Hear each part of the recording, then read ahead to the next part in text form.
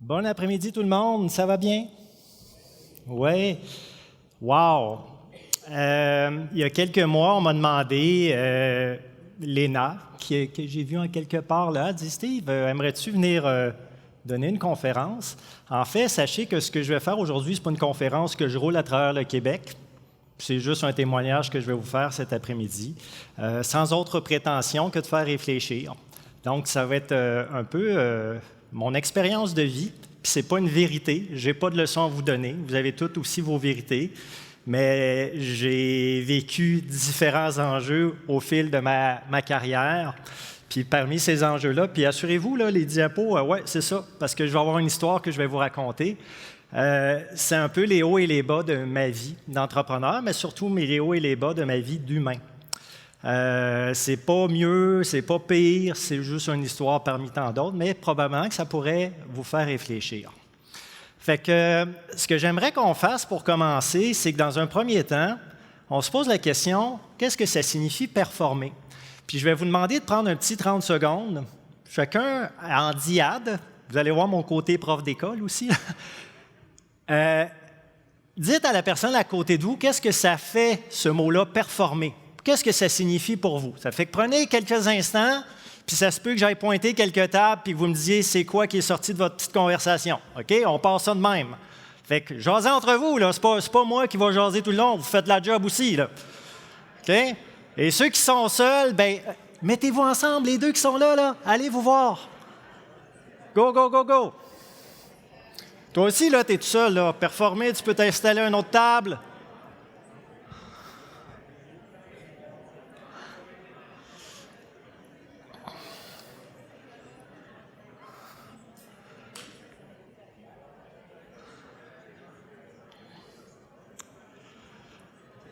OK, parfait. Y a-t-il un ou une courageuse qui aimerait dire pour lui qu'est-ce que ça signifie la performance? Il va falloir parler fort. Puis s'il n'y a pas de courageux, moi, je vais en chercher des gens qui je vais leur mettre du courage dans les culottes. OK? Donc, qui serait courageux de dire c'est qu'est-ce que ça signifie la performance? Levez la main. Oui, madame. Être une meilleure version de vous-même. Parfait. Qui d'autre? Une autre version au moins, là. Qui d'autre? Donc, ça n'a pas de signification pour vous, la performance? Oui, madame. Excusez-moi? Atteindre vos objectifs. Parfait. OK.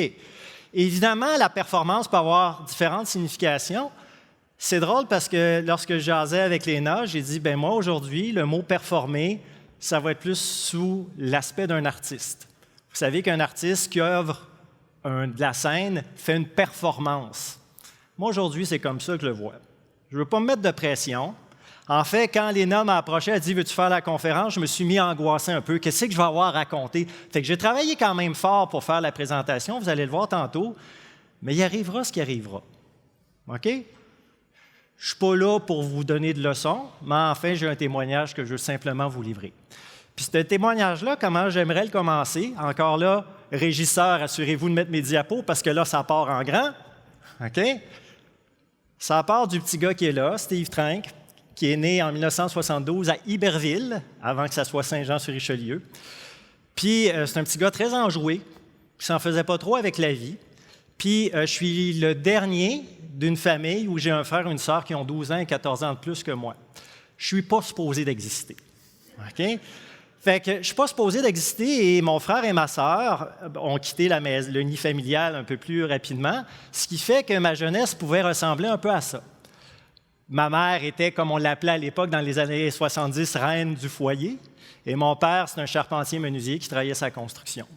Puis ce que je me rappelle de ma jeunesse, c'est que j'étais probablement assis sur le plancher de la cuisine avec mes petites autos. Mon père revenait de travailler, il travaillait dur, puis ma mère, elle, pour passer le temps, était une tireuse de cartes. Fait qu'elle tirait aux cartes et elle recevait des dames une couple de fois par semaine. Puis moi, j'entendais ma mère converser avec ces dames-là. Puis dans le fond, ce que j'ai fini par réaliser plus tard, c'est qu'elle faisait du coaching avant que je le sache. Donc, les cartes étaient un prétexte. Mais j'ai été habité de ça pendant ma jeunesse, un peu naïvement, mais aussi loin de mon frère et ma sœur qui m'inspiraient beaucoup aussi, parce qu'ils s'en allaient faire des études universitaires.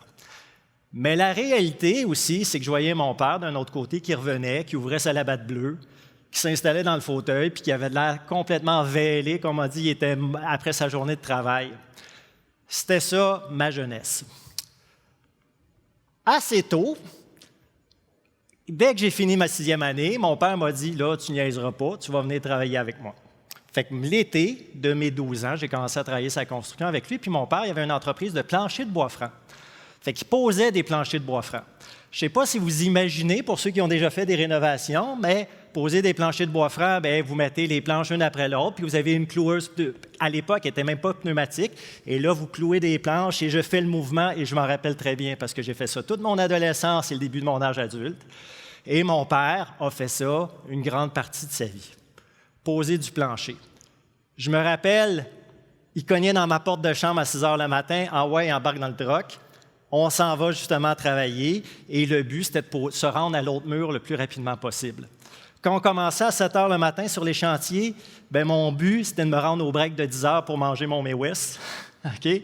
Puis ensuite, on se rendait à midi, puis ensuite, c'était la pause de 3 heures, puis de rembarquer dans le camion à 5 heures. La performance, c'était de devoir livrer ces planchers-là le plus rapidement possible. Fait que j'ai fait ça pendant des années, mais en même temps, j'ai vu mon père un peu s'éteindre. Okay? Parce que c'est une job, je vais dire, abrutissante. On pose les planchers, on les sable, on est dans la poussière. Et moi, pendant toute cette période-là, je voyais que la vie, c'est ça. C'était mon modèle et c'est probablement la personne que j'ai le plus côtoyée dans ma vie, mais on ne s'est jamais rien dit. Mon père est décédé à 66 ans. Il a pris sa retraite à 65. Il est décédé parce qu'il a posé du vernis et tout ça, puis il est mort du cancer du poumon.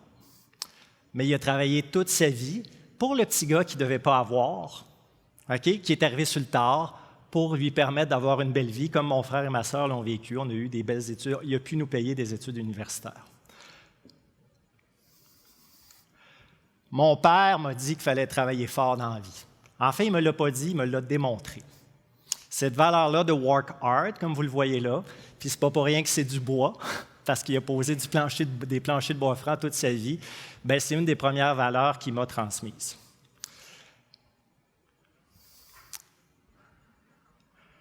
Se rendre à l'autre mur le plus rapidement possible, OK, se rendre à la prochaine étape, poser un autre paquet de planchers.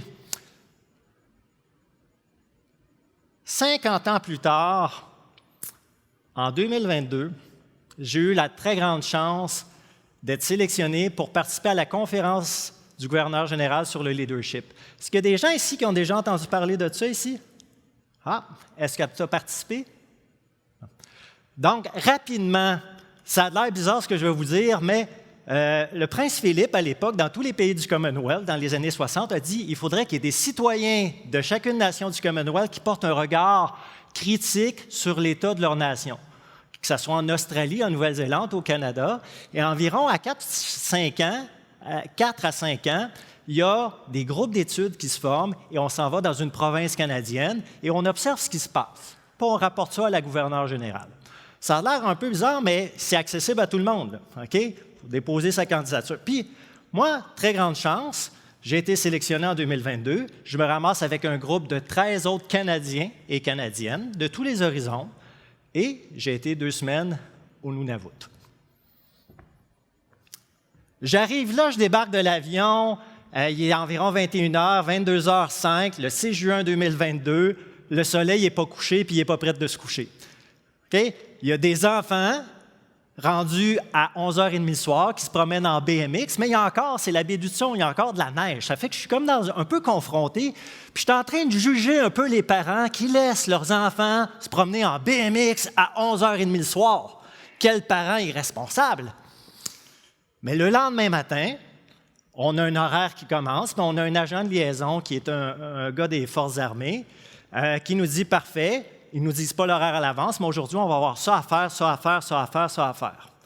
Fait que première rencontre qu'on a dans la journée, c'est qu'on va rencontrer des gens, dont ce monsieur-là qui fait des études universitaires, pour essayer de ramener la culture inuite et de la documenter, parce que c'est juste la tradition orale, et il nous explique un peu le cycle des saisons au Nunavut, comment ça fonctionne, et tout. Puis là, à un moment donné, une fois qu'il a fini d'expliquer ça, il y a un genre de petit flou qui s'installe dans la salle où il ne se passe plus grand-chose. On est là, on ne sait pas trop pourquoi. Puis là, moi, je commence à taper du pied un peu, parce que moi, il faut que ça roule tout le temps. OK? Fait que, à un moment donné, il y a une dame qui arrive, puis commence à nous parler, mais on nous avait dit qu'à 10 heures, il fallait être chez un autre monsieur dans la communauté. Mais il y a une dame qui commence à nous parler, genre 9h53. Comment vous pensez que je réagissais à ce moment-là? Je tapais du pied, je disais non, on va être en retard à l'autre meeting tantôt, là, ça ne marche pas. Fait que ma seule présence et mon aura de performance a eu un effet. Je ne le savais pas. Moi, ce qui était important, c'était de me rendre à l'autre rendez-vous à l'heure. La ponctualité, c'est important. Fait que c'est drôle parce que je n'étais pas le seul à avoir un peu cette opinion-là. Puis là, c'est à 10h22, j'ai regardé sur mon iPhone quand j'ai pris la photo, puis c'est mes autres collègues qui sont là, puis là, c'est qu'on va être en retard, go, go, go, on y va. On était contents parce qu'on avait réussi à s'échapper de la situation pour arriver à l'heure à l'autre meeting. À chaque soir, on avait un débrief de notre journée. J'avais des collègues de partout au Canada et ils ont dit « Steve, c'est inadmissible comment tu as agi ce matin. » Je ne comprenais rien quand on m'a dit ça. Je dis « Steve, il y a une dame Inuit qui était là, qui était en train de nous expliquer ce qu'elle avait vécu, puis par ta seule présence, on sentait la pression, tu n'étais pas à l'écoute, tu étais déjà dans l'avenir. » C'est la première fois de ma vie que je me faisais dire ça, que j'avais manqué de respect parce que je n'étais pas présent dans le moment présent. OK? Pour moi, le respect était d'être ponctuel au prochain meeting. Ça m'a vraiment confronté cette situation-là. La vraie sagesse, c'est de se souvenir du présent. Je ne sais pas si c'est vrai, que c'est un vrai proverbe inuit, c'est ce qu'Internet m'a dit, mais c'est vrai. Je ne pense pas que je me rappelle grand-chose de ce que la dame a dit, malheureusement. Elle nous a parlé, je ne l'ai pas écouté, je voulais être présent dans l'avenir. Je vais vous demander, parce que vous savez qu'on a une heure ensemble, de penser à votre intention pour le reste de la rencontre. Comme on vient de le faire, pensez à ce que vous voulez obtenir de la rencontre d'aujourd'hui. Quelle est votre intention pour les prochaines 47 minutes et 20 secondes? Dites-le à la personne à côté de vous.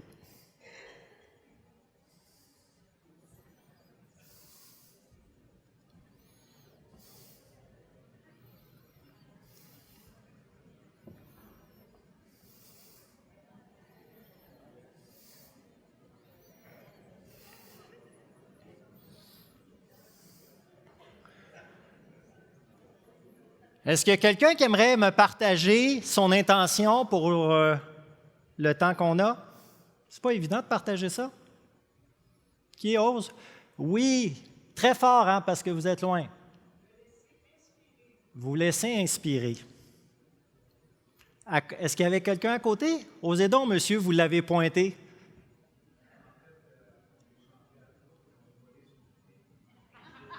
À voler votre idée? OK.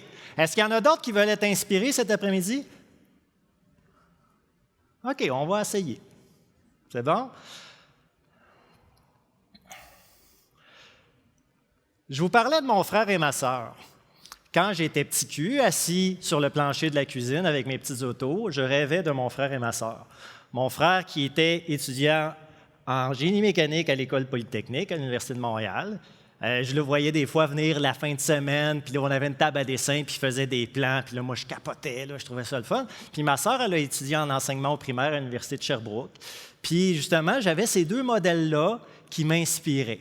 Il y avait un côté très humain, OK, avec ma sœur, puis l'autre côté très technique avec mon frère. Puis les deux, je trouvais ça admirable ce qu'elle allait faire. Puis d'un autre côté, bien, j'avais les modèles à la maison, OK, ma mère qui recevait des madames pour les tirer aux cartes, puis il y a mon père qui revenait du travail, qui avait travaillé fort, avec une certaine fierté là, de masculine, mais que je le sentais très fatigué quand même.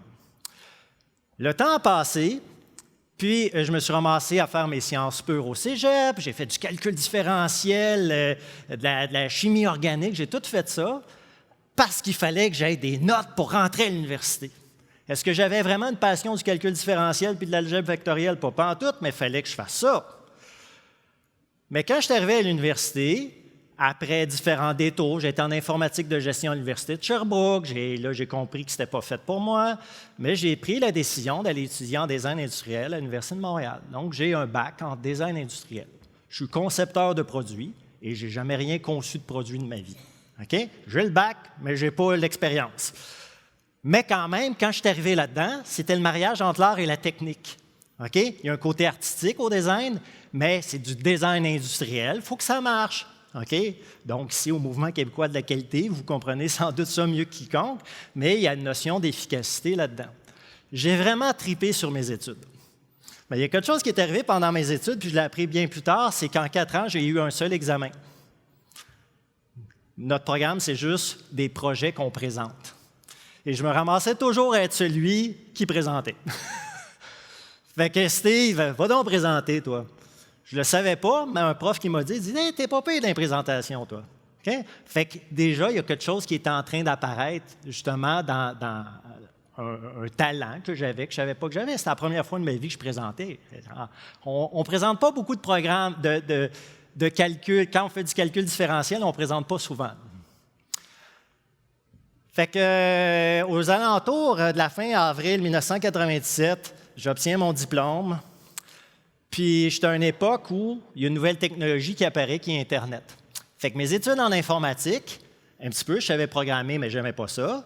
Et le design qui arrivait, je suis un des premiers au Québec à avoir fait des sites web.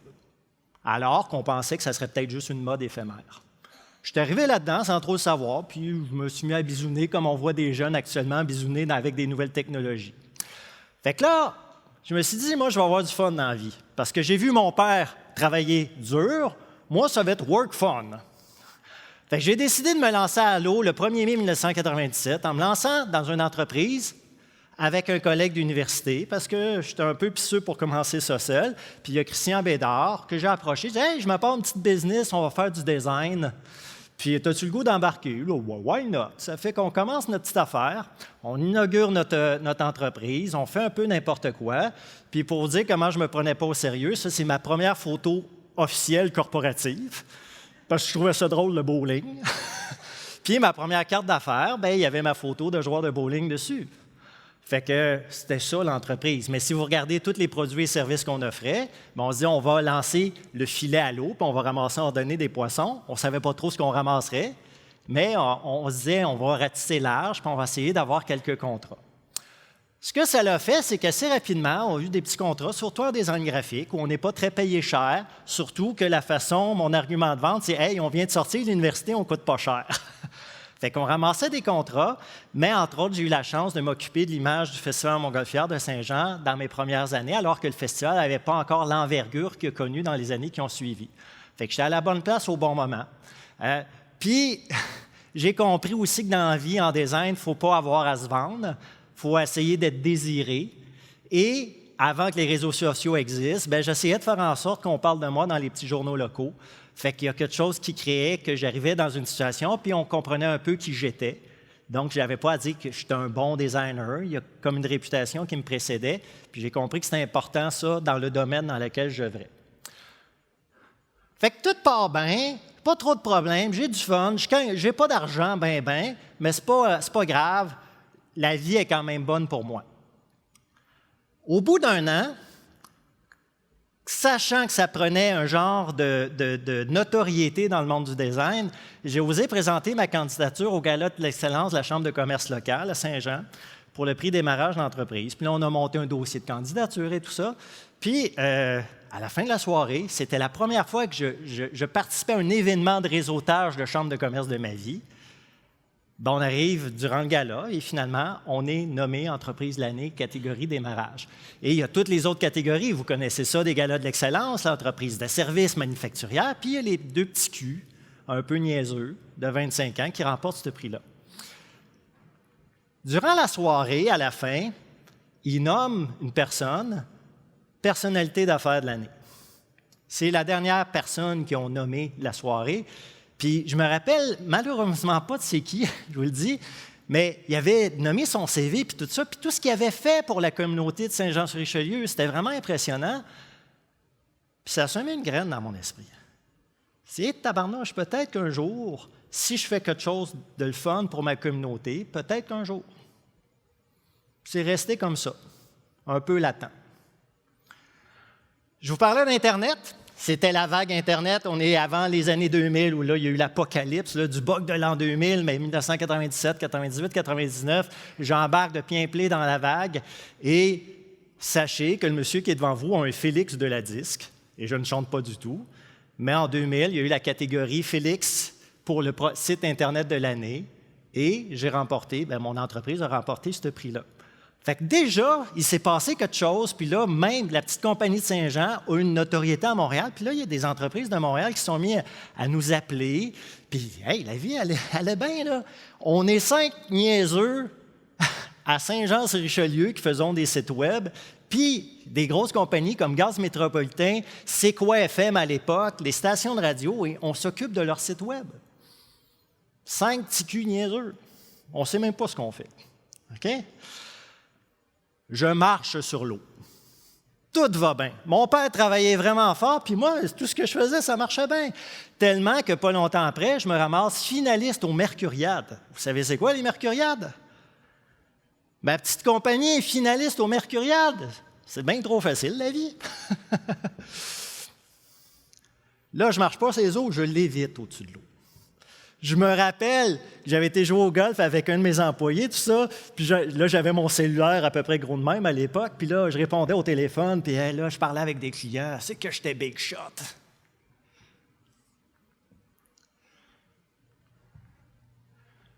La réalité m'a rattrapé.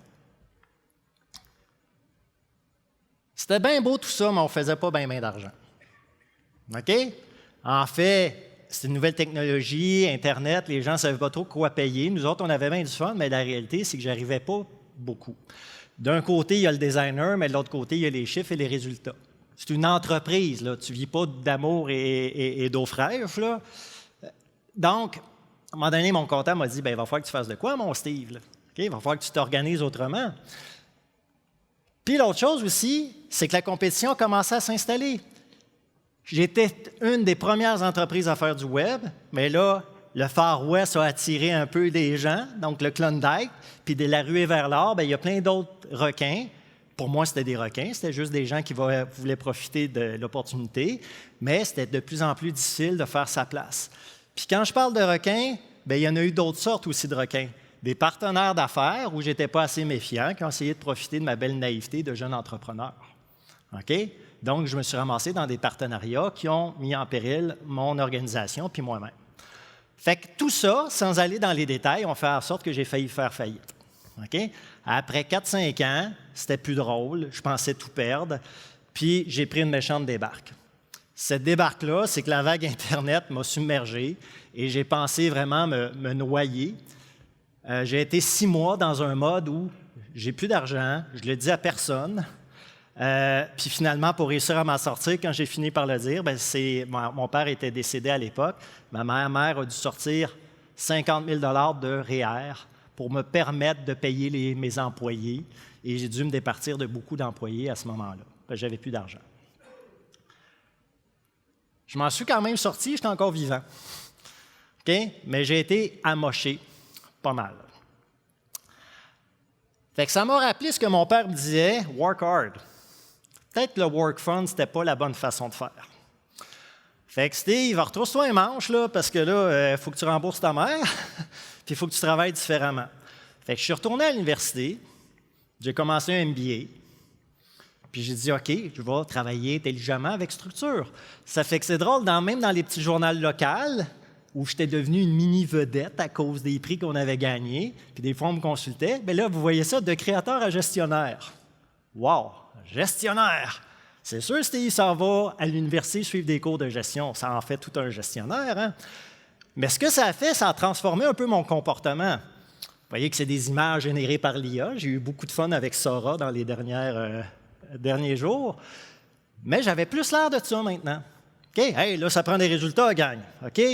Puis là, s'il fallait que ça marche, là, parlais au téléphone, pas gentiment, je parlais au téléphone fort. OK? Si je parle fort, peut-être ça va aller mieux. Mais petit à petit, je me suis mis à m'éteindre. OK? Il fallait que je gère une entreprise. Quand j'arrivais à la maison le soir, je restais dans ma tête. Qu'est-ce qu'il y avait à faire? J'avais des enfants en bas âge à ce moment-là, ma conjointe de l'époque et tout ça, puis je n'étais pas tellement là. Ce que je me rappelle, puis qui me rend le plus triste, c'est que j'arrivais à la maison, les enfants, peut-être vers 7 heures, c'était à l'heure du bain, comme c'est la tradition souvent au Québec. Mais j'ai l'impression que moi, j'étais à côté du bain pour m'assurer que les enfants ne se noient pas dans le bain. Je n'étais pas avec eux, je ne leur donnais pas le bain. J'étais là juste comme un safety, mais je restais dans ma tête.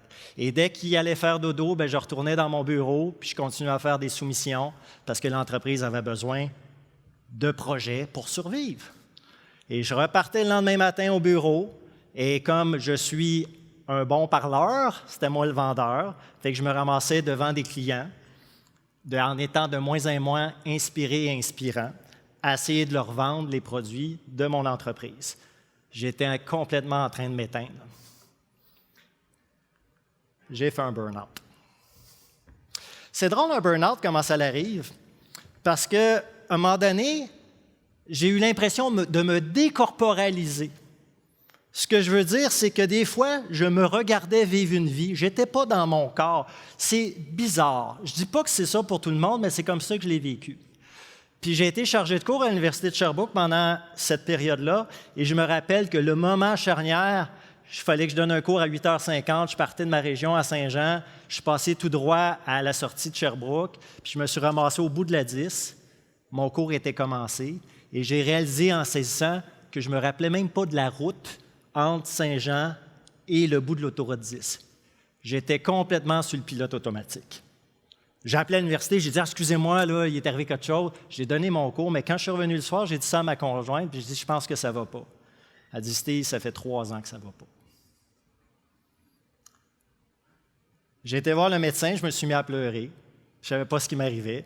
Elle a dit « T'arrêtes tout ça, là? » « Ben, t'arrêtes quoi? » « Bien là, tu ne retournes pas au bureau. » Ben, je dis, je ne peux pas, j'ai une compagnie, j'ai 25 employés, ça ne marchera pas. Steve, tu n'y vas pas. Puis c'est assez curieux ce qui s'est passé, c'est que, je m'étais perdu. Moi, je pense que je me reconnais plus dans l'image du gars avec les lunettes, pas dans l'autre. Mais ce qui s'est passé, c'est que l'entreprise s'est mise quand même à mieux aller. J'ai été absent, à part pour signer des chèques de temps en temps, que je n'avais pas le choix, j'étais le seul signataire, mais les employés ont pris la place que j'occupais maladroitement. Fait que de créateur à gestionnaire, pas pantoute. C'est pas dans mon ADN. Ces 3 mois-là, au début, ça ne marchait pas pantoute. Je pense que j'ai eu des médicaments, je vous le dis, là, je pense que j'ai dormi 1 semaine de temps. Ça ne marchait pas, mon affaire. Puis, un an d'année, je me suis replacé un peu. Puis, j'ai dit, là, OK, il ne faut pas que tu travailles plus fort. C'est un épuisement professionnel, il faut que tu travailles plus intelligemment. Puis j'ai dit, comment je peux travailler intelligemment? C'est peut-être en pensant à où je suis bon naturellement, où je ne travaille pas. Je veux dire, aujourd'hui, je ne travaille pas. Je suis devant vous, puis je fais juste me livrer, puis ce n'est même pas forçant. C'est ça, probablement, mon essence. Je ne le savais pas, mais tout mon parcours de vie m'a amené là-dedans. Puis il y a plein de petits messages que j'ai captés dans mon existence, entre autres. Ça, c'est une vraie conférence de l'Association québécoise des technologies. Je suis dans la salle, puis moi, je prends beaucoup de photos pour m'inspirer. Puis le conférencier il dit « Hey, il y a 2 types de personnes. Il y a le monde comme ça, puis il y a ceux comme ça. » J'étais à l'Association québécoise des technologies. OK? On demandait ceux qui sont comme l'image de droite. OK? Levez la main ceux qui sont comme ça dans leur esprit. Image de droite? Parfait, c'est cool. Ceux qui sont plus image de gauche, ID Monkey, là. OK? Puis là, gauche-droite, excusez, là, c'est... Donc, on va y aller avec le diagramme de flux. Qui est comme ça? OK, parfait. Puis ceux qui sont les gribouillis qu'on ne comprend rien, j'en fais partie. OK? J'étais à l'Association québécoise des technologies. On était 175 dans la salle. Je pense qu'on était 5 à être les ID Monkey. Je dis, qu'est-ce que je fais ici? Sauf qu'il aime ça, des fois, des gens comme nous avec des idées farfelues. Puis il est arrivé avec un autre diapo, il a dit « Hey, vous connaissez tous Walt Disney? » Bien, Walt, il n'était pas seul. Il y avait un frère qui était Roy. Walt était peut-être l'inspirateur avec des idées un peu folles, mais il arrivait le vendredi, après toute sa semaine avec plein d'idées, puis il disait « Hey, on devrait faire ça, Roy! » Puis Roy, qui était un peu en maudit, semble-t-il, mais il prenait ça, il le structurait, et l'Empire Disney est devenu ce qu'elle est grâce à Roy. Walt avait les idées un peu folles. Fait que, qu'est-ce que je suis fondamentalement? C'est sûr que je ne veux pas dire que je suis Walt Disney, pas pantoute, mais j'ai plus ce tempérament-là, un peu artiste, puis qui arrive avec des idées folles. Moi, j'ai encore 4 ans dans ma tête. Okay? Il y a tout le temps des idées fucked up. Mais qu'est-ce qu'on fait avec ces idées-là? Fait que de créateur à gestionnaire, à inspirateur, c'est très drôle parce que tantôt, vous avez dit que vous vouliez être inspiré. Ça ne s'invente pas.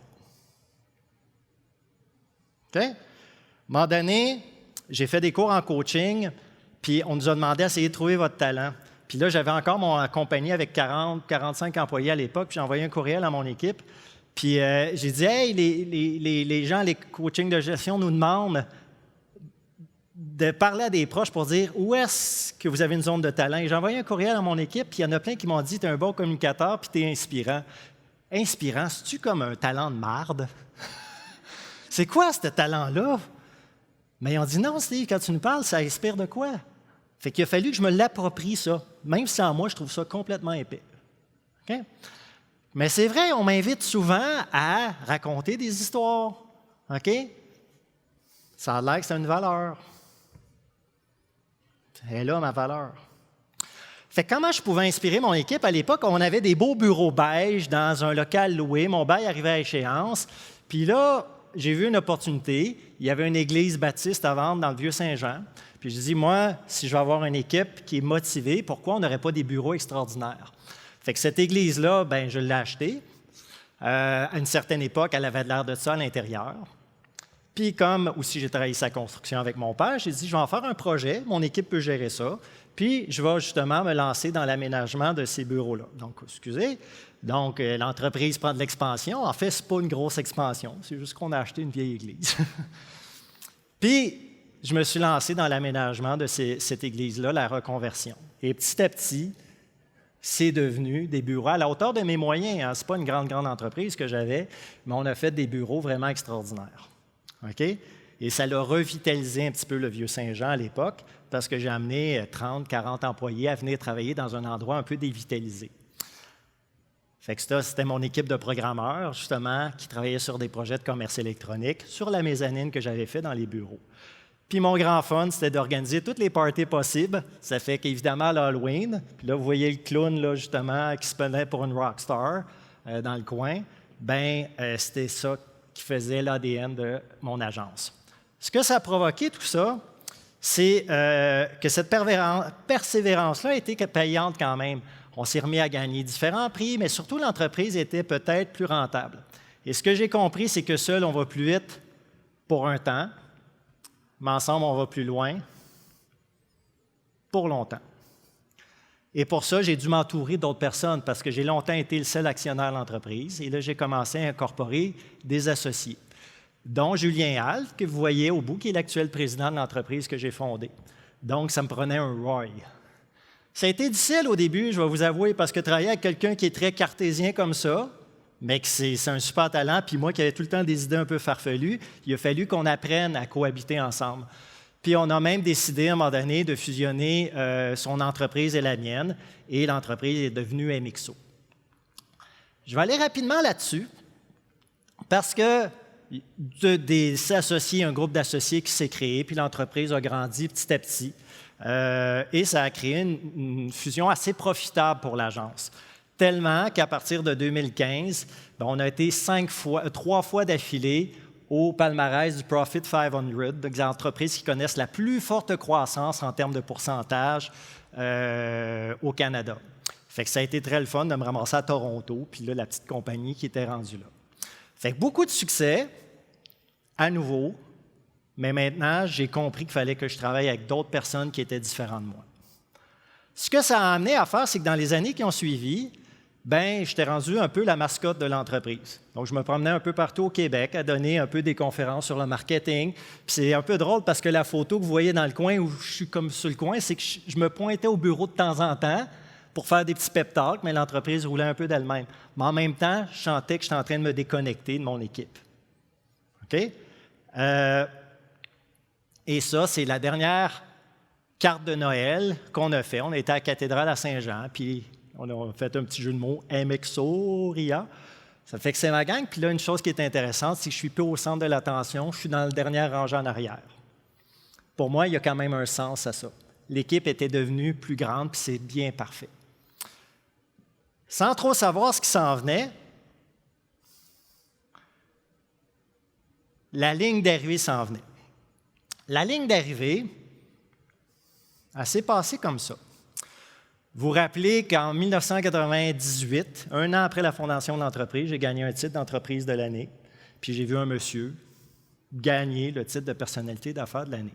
Ce n'est pas un prix dans lequel on dépose sa candidature. C'est la communauté d'affaires du Haut-Richelieu qui se réunit et dit « Bon, cette personne-là, avec son implication sociale et tout ça, le mérite. » Fait que moi, j'ai assisté à tous les galas depuis 1997, puis à un moment donné, j'étais assis là, puis à la fin de la soirée, il y a une vidéo qui part. Puis ma famille, avec mon frère et ma soeur, on voit ma soeur derrière, mon frère, on ne le voit pas, ils apparaissent, puis là, ça fait « Oh fuck! C'est mon tour! »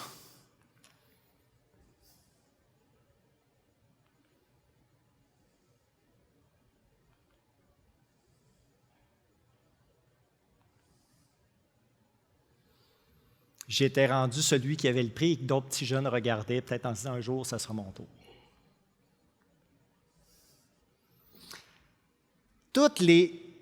L'enfer que j'ai vécu et les bonheurs, c'était pour avoir une reconnaissance un jour. Et là, je l'avais eu. Pourquoi je ferais ça encore?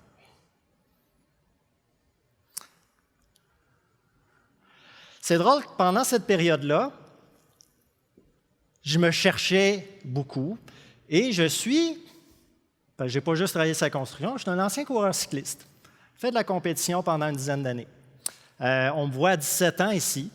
J'ai gagné quand même quelques courses au niveau provincial.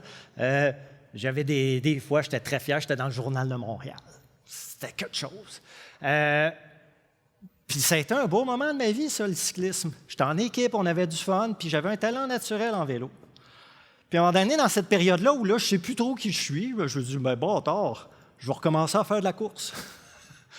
J'ai 45 ans, ça fait comme, j'ai toujours fait un peu de vélo, mais là, je me remets à m'entraîner. On va refaire des contre-la-montre, j'étais bon là-dedans, ça c'est moi, là, ce que je me donne. Mais là, rapport poids-puissance, ça ne marchait pas. Fait que je m'engage une nutritionniste, tout le kit. Je descends à 176 livres. Là, vous me voyez à 220. OK? C'était chicot, mais c'est mon wattage, OK? Les watts par kilo, là, il était là en temps. Puis là, j'étais tout en train de calculer sur Strava avec mon capteur de puissance et tout le kit. Puis là, à un moment donné, là, ça ne marche pas. Je me ramasse chez le médecin et il me dit « Steve, c'est quand la dernière fois que tu as fait du bicycle pour le fun? »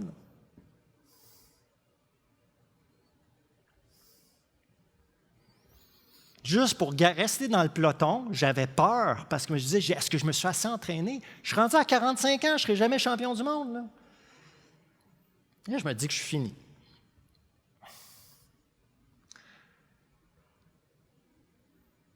Il nous reste 20 minutes. Prenez 30 secondes et parlez à la personne à côté de vous. Est-ce qu'il y a quelque chose dans cette histoire-là qui vous rejoint? 30 secondes. Vite, vite, vite.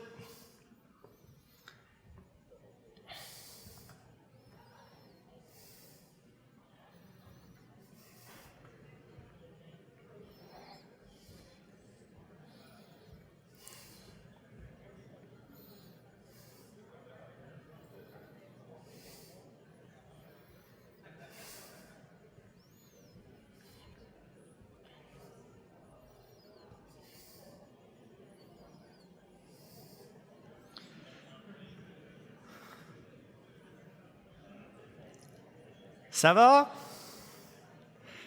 Est-ce qu'il y a une personne qui voudrait partager un élément qui la rejoint plus dans l'histoire jusqu'à date? Qui aimerait partager un petit truc? C'est important, ça. Il n'y a pas juste mon histoire qui compte. Monsieur. Oui. Est-ce qu'il y a un élément dans lequel vous vous reconnaissez un petit peu? Toute l'histoire. Wow. OK. Même le vélo? Faites-vous du vélo? Ah, cool. On va aller faire une ride pépère. Quand je vous disais que j'ai vu plein des conférences dans ma vie, à un moment donné, il y a un monsieur qui est venu témoigner de sa faillite. En fait, un mauvais deal, il a signé un bail trop gros, il n'a pas eu le contrat qu'il voulait, puis tout ça, il y avait une faillite annoncée. Son cash flow allait se brûler complètement, puis il savait que dans les 6 mois, il fallait qu'il mette les clés dans la porte. En fait, l'histoire qu'il a racontée, puis là, je vous l'image, et peut-être que je la romance un peu, mais c'était très puissant parce qu'il disait...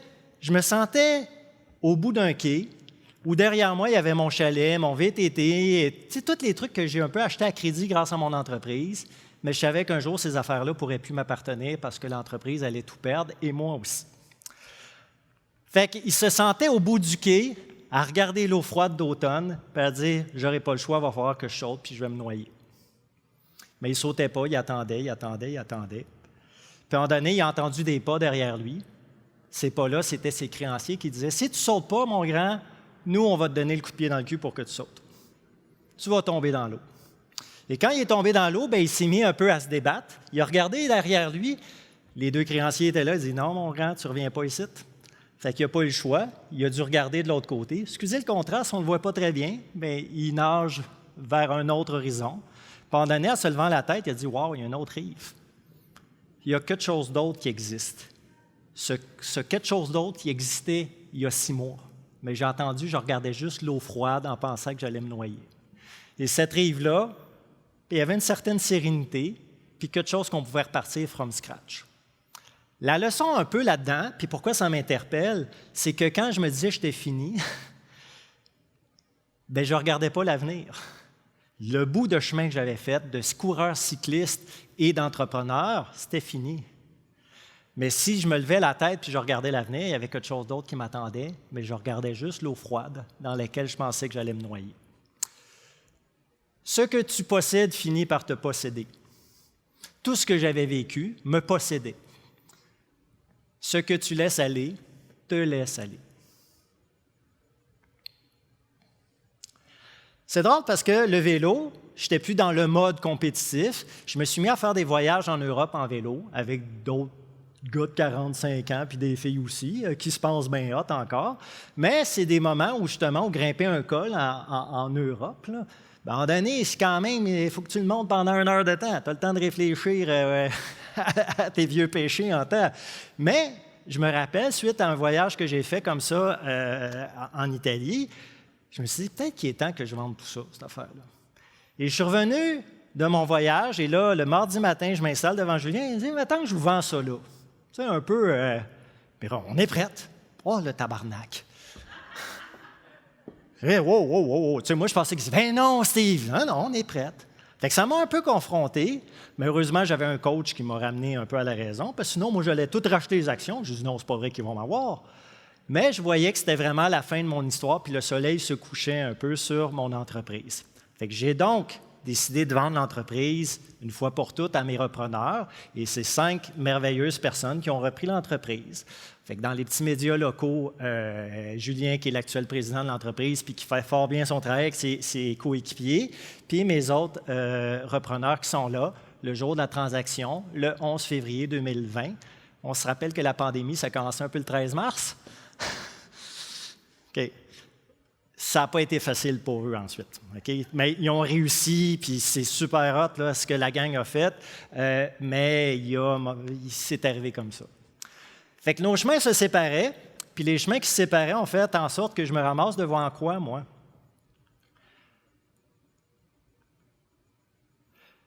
Une autre conférence à laquelle j'ai assisté, c'est que dans tous ces moments-là où ça se passe dans ma tête, il y a un conférencier qui était là, puis il disait, puis pour ne pas le nommer, c'est Rémi Tremblay de la Maison des leaders. Je ne sais pas s'il y en a qui connaissent ce monsieur-là.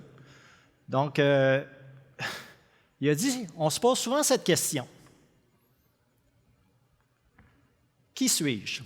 Et au moment où il l'a nommé, ben là, il y avait tout mon ego qui embarquait. Steve Trank, président et chef de la direction de MXO Agence Totale, coureur cycliste et papa absent.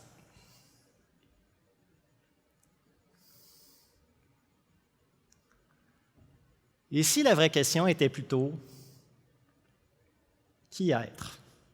Et au moment où il a dit ça, c'est comme une coupure dans l'espace-temps qui s'est fait pour moi, où il y avait le passé, puis le qui être m'avenait plus dans l'avenir. Si je décidais d'être autre chose, je pouvais l'être, c'était seulement un choix. Donc, tout ce que j'avais fait, c'est correct, mais je ne suis pas que ça. Nous ne sommes pas ce que nous faisons, mais ce que nous choisissons d'être. Puis vous avez vu avec ma mère, qui était tireuse de cartes, puis probablement inconsciemment, qui m'a enseigné à écouter l'humain. Puis ce que j'ai fait avec mon entreprise, son succès, c'est qu'une agence de publicité, communication, marketing, on vend du vent. On vend de l'air. Mais on prend des humains qu'on fait travailler ensemble, puis ça crée de la valeur à partir juste d'idées. Puis probablement que j'ai cette capacité-là à rallier des gens, puis faire des trucs comme ça. Ça fait qu'est-ce que je peux être dans la vie? Tout en sachant que je ne suis pas indépendant de fortune. Il faut que je gagne ma vie quand même un peu. Je l'ai vendu, ma business, mais je ne suis pas multimillionnaire. OK? L'ikigai. Est-ce qu'il y a des gens qui connaissent ça ici? L'ikigai, en fait, ce que ça permet, c'est une philosophie japonaise qui permet de trouver l'équilibre entre ce qu'on aime et ce qu'on sait faire, puis ce dont le monde a besoin, puis ce pourquoi on peut être payé. Je vous le dépose aujourd'hui parce que si vous vous questionnez sur où vous êtes, c'est peut-être un bel exercice à faire qui n'est pas tant compliqué. En fait, on voit ce que vous aimez, ce pourquoi vous êtes doué.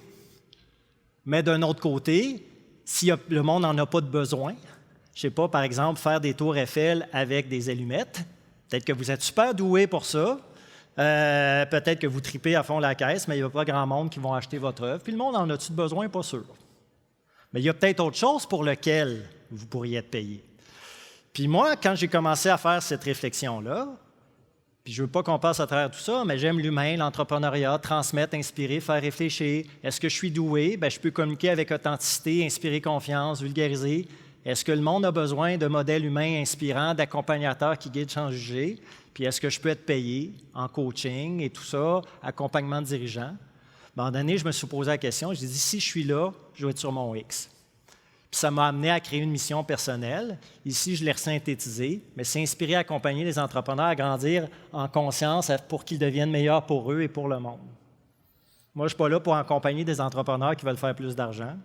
Je suis là pour accompagner des entrepreneurs qui veulent aider leurs prochains ou leur communauté.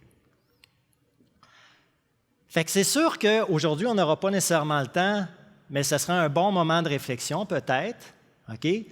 Si vous dites « je suis à la bonne place », de vous questionner sur votre ikigai. Sincèrement, moi, ça m'a beaucoup aidé à ce moment-là de réflexion, de dire comment je me repositionne. Ça va? OK.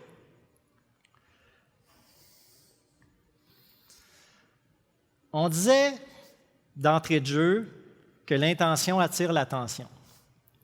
Je vous demanderais, tantôt, il y a des gens qui voulaient être inspirés, mais il y en a qui avaient d'autres intentions qui n'ont peut-être pas nommées.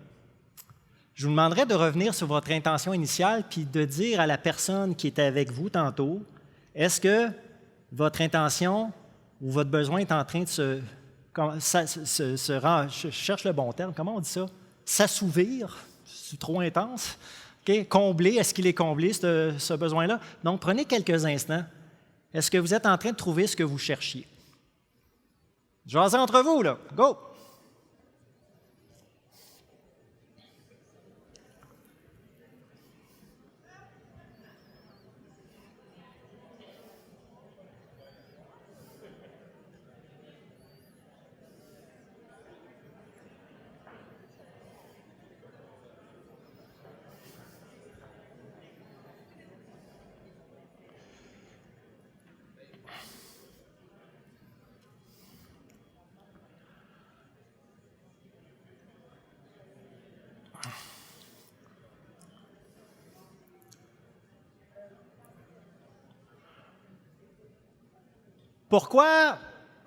Pourquoi ici, puis si on remet l'image, s'il vous plaît, l'intention attire l'attention, c'est que j'ai réalisé dans ma vie que tous mes buts et mes rêves se sont réalisés. Merci. Parce que j'ai toujours eu des intentions. Et ce que j'ai eu le plus, c'est qu'on me prête des intentions. Ça, j'aime pas ça. OK? Ça vient me chercher dans mes valeurs. Mais j'ai toujours eu des intentions. J'ai d'être nommé personnalité d'affaires de l'année. J'aimerais ça, un jour, obtenir ça. OK? Pour plein de raisons qui m'appartiennent. OK? Avoir certains clients. Je ne veux pas les nommer, mais dans ma bucket list du début, je disais, hey, un jour, si on travaille pour telle entreprise. Ça finit par se passer. Et souvent, dans la vie, on se ramasse qu'on n'a plus d'intention. Ça fait que c'est la vie qui nous bardasse, qui nous amène où elle veut, mais on n'a pas de gouvernail qui nous amène à la destination qu'on veut bien. C'est important, à un moment donné, de dire c'est quoi mon intention aujourd'hui, dans le moment présent, ou mon intention pour la prochaine année, mon intention pour la fin de mon existence. OK? Fait que moi, ce qui s'est passé, c'est que ce reset-là, entre le qui suis-je et le qui être, a dit bien, j'ai de nouvelles intentions. Je vous ai parlé de mon ikigai avec l'espèce de mission personnelle. Puis qu'est-ce que ça l'a provoqué? C'est que le vélo, là, sincèrement, c'est toute ma vie. Quand j'étais jeune, je rêvais de faire le Tour de France. Je n'avais pas le talent pour me rendre jusque-là, mais je m'imagine des fois un petit peu derrière Greg LeMond puis Bernard Hinault, pour les plus vieux qui connaissent ces coureurs-là, qui étaient mes inspirations quand j'étais jeune. Mais maintenant, c'est de même que je pédale. J'ai quand même des vélos de course, mais ils vont moins vite. OK? Puis, comment ça se concrétise? C'est que maintenant, oui, j'ai encore mon Garmin, mais je ne le regarde plus. OK? Puis cette année, la plus grosse ride que j'ai faite, je pense que c'est 60 km, alors qu'avant, il fallait que j'en fasse des 200. OK? Quand je me promène, j'ai tout le temps mon iPhone, puis je me laisse émerveiller par le paysage, puis je m'arrête, puis je prends une photo. Okay? Ou des fois, je ne m'arrête pas, je prends des photos en roulant. J'admire ce qui se passe alentour, puis je suis bien relax avec ça. L'autre chose, j'ai 2 superbes enfants, Gabriel et Émilie. Puis mon intention, c'est évidemment, comme mon père l'a fait, de offrir le meilleur. Mon père le fait à sa façon, il ne m'a pas parlé beaucoup, mais c'est d'être beaucoup plus présent avec mes talents. Mon père, c'était un manuel. Moi, je suis un émotionnel. Fait que je suis là avec mes enfants, puis cette grande fierté-là, c'est que ma fille est entrée à l'Université Bishop cette année, en études internationales, puis tout ce qui touche les droits humains, puis les droits. Son premier projet de recherche en secondaire 1, c'était le droit de vote des femmes. Puis Colin, que j'étais fier d'elle, puis elle est vraiment engagée là-dedans. Puis mon garçon finit son 5e secondaire. Puis il ne sait pas trop encore, mais je suis là pour eux. Puis, même si j'ai la garde partagée de mes enfants, quand ils sont là, je suis là. Professionnellement, c'est intéressant parce que je suis passé du jeune avec une certaine arrogance que rien ne peut arrêter, mais là, c'est de transmettre aux autres jeunes entrepreneurs parce que, sincèrement, je suis très fier d'avoir été un entrepreneur, puis ça m'habite. Puis j'entreprends plein de projets. Puis ce qui s'est passé dans ma vie, quand on parle d'intention, attire l'attention, c'est qu'il y a une école à Saint-Georges-de-Beauce, que vous connaissez peut-être, qui s'appelle l'École d'entrepreneurship de Beauce. Lorsqu'elle a été fondée, il y a 15 ans, par M. Marc Dutil, on m'a approché pour faire partie d'une des premières cohortes, mais je trouvais ça bien trop cher. Mais c'était mystérieux, puis je me disais, un jour, il va se passer quelque chose avec moi là-bas. Et en 2022, j'ai eu la chance de joindre les rangs de l'école, et je suis coach accompagnateur pour l'EEB depuis 2022. Ça fait 3 ans, là, environ. Puis j'accompagne des jeunes et des moins jeunes à être de meilleurs humains, des meilleurs entrepreneurs pour la société. Okay? Il a fallu que je me dise un jour, j'aimerais ça, pas être là, mais vivre ça. Et j'ai ce grand privilège-là d'œuvrer pour l'EEB. C'est drôle parce que quand j'ai passé mon entrevue, c'est la première fois que j'allais à Saint-Georges là-bas, et il y a un endroit qu'on appelle la Verrière, puis il y a un mur sur lequel il y a cette inscription-là. Si vous n'êtes pas inconfortable, vous n'êtes pas en train d'apprendre. Et Colin, que je n'ai appris des affaires dans la vie. Je n'ai pas de leçon à vous donner, mais cet inconfort-là, j'en suis très fier aussi. Je suis fier de mon burn-out. Je suis fier d'être divorcé. Je suis fier d'avoir été un mauvais père à certains moments. Okay? Je suis fier d'avoir pris des débarques en bicycle. Je suis fier de tout ça parce que sinon, je n'aurais aucune histoire à vous raconter aujourd'hui.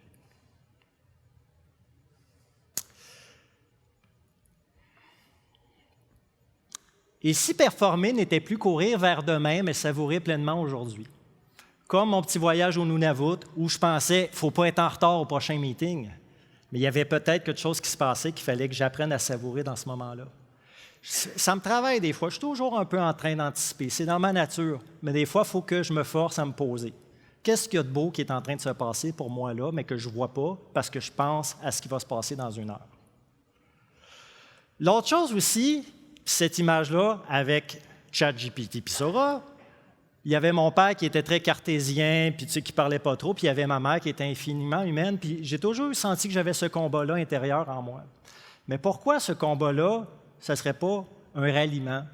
Puis quand j'ai généré les images, au début, il avait mis un couple sur le bout du quai, puis je dis, fais donc en sorte qu'ils se tiennent la main. Donc, si performer, c'était apprendre à faire danser ensemble le faire et l'être, la rigueur et la douceur, l'action et la réflexion, sans qu'on y sente de contradiction.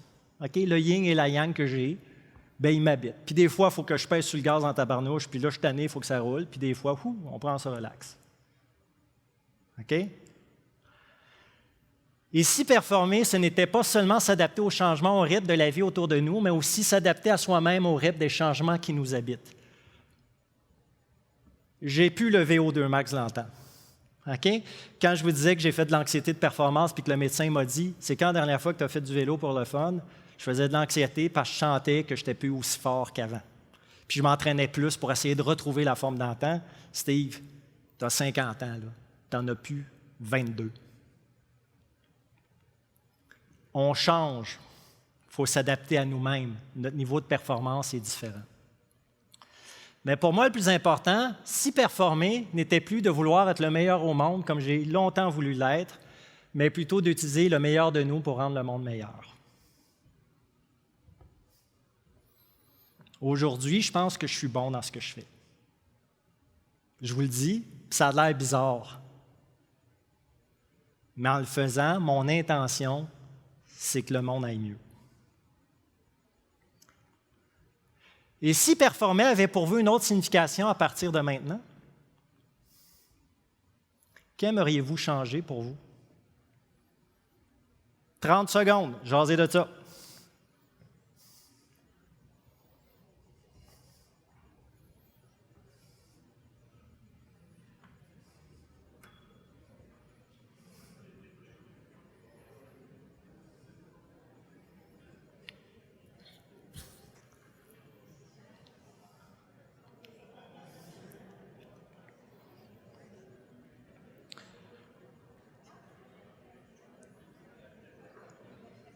Évidemment, c'est une très grande question qui ne se répond pas en 30 secondes. OK? Mais cette question-là mérite d'être posée. OK? Ce n'est pas parce qu'on ne peut pas y répondre en 30 secondes qu'on ne peut pas se poser la question et pas essayer de trouver la réponse à ça. Moi, ça n'a pas pris 30 secondes, ça a pris des années de le trouver.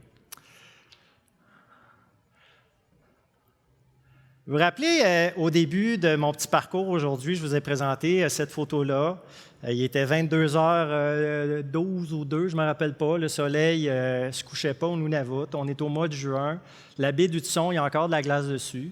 Puis, il y a des Inuits qui se promènent en skidoo, c'est la baie d'Hudson. Je ne comprends rien de ce qui se passe. Puis, je suis dans le jugement parce que moi, le gars du Sud, dit c'est pas de même que ça marche, nous autres. Eux autres, les saisons, c'est différent. Ils nous ont même expliqué à un moment donné que, tu sais, les gens du Sud, les contracteurs qui viennent nous imposer leur façon de faire, puis des fois qui nous jugent en disant qu'on est paresseux ou qu'on est ci ou qu'on est ça, bien, l'été, on travaille en tabarnane 24 heures sur 24 parce qu'il y a du soleil, puis l'hiver, bien, on est enfermé puis emmitouflé parce qu'il fait froid. Puis si on sort, bien, il peut y avoir un ours polaire qui nous attaque. Tu sais, c'est à peu près ça. Puis dans le fond, tout est relatif dans la vie. Puis je réfléchis à comment je voulais la fermer, cette conférence-là. Puis ce que j'ai réalisé, c'est que dans ma vie, il y a des moments où j'étais dans le fond du baril, puis je pensais que tout allait mal, puis que le monde allait s'écrouler. Pourtant, pour d'autres, ça allait bien. Mais moi, comment fallait que je m'ajuste? Puis ça à quoi j'ai réfléchi, c'est que parfois, on croit que le soleil se couche, que c'est la fin du monde, mais il se prépare simplement à éclairer ailleurs. Cette lumière existe, mais il faut parfois changer notre point de vue pour la retrouver.